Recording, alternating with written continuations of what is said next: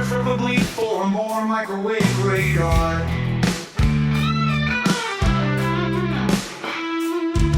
Sights aim their beams at a central point in the sky. Perhaps a balloon filled with electroconductive gas that turns into a plasma state when ignited.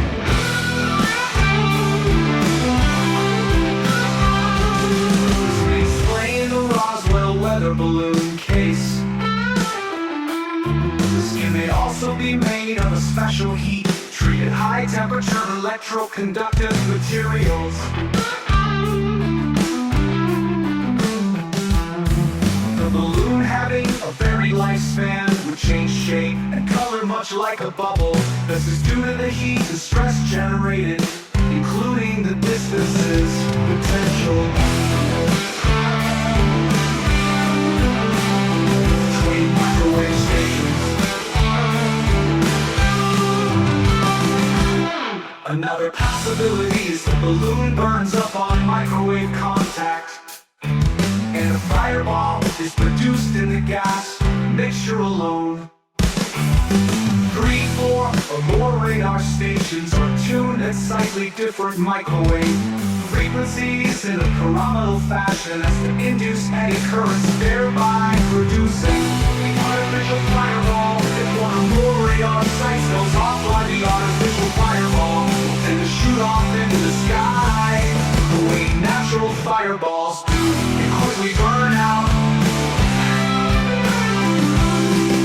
Controlling the lift speed and direction is done by a one or more microwave sites changing their beam power, pulse pattern, or by swinging the specialized parabolic antennas about a few seconds apart, depending on the gas mixture. Lifetime for these artificial fireballs will vary greatly. Also, mobile parabolic radar controls simple fireballs.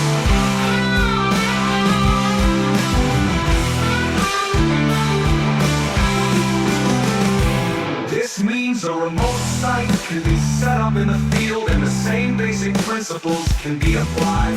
However, this has far greater advantages in that a network or pyramid grid system could be set up from New York to Los Angeles. A fireball can be switched over from one network of microwave sites to another, even over the seas by Navy ships, thereby effectively navigating the world, is controlled by radar. Inconceivable energy could be pulsed to a disc-shaped aircraft from microwave radar sites, same as described above. For people, however, this is a risky proposition in that high levels of radiation are being beamed at the disc. The disc would float in a plasma gas, just as an electric meter disc with an out-of-phase alignment between the voltage and current produces an internal eddy current, which lifts the disc in high-frequency plasma.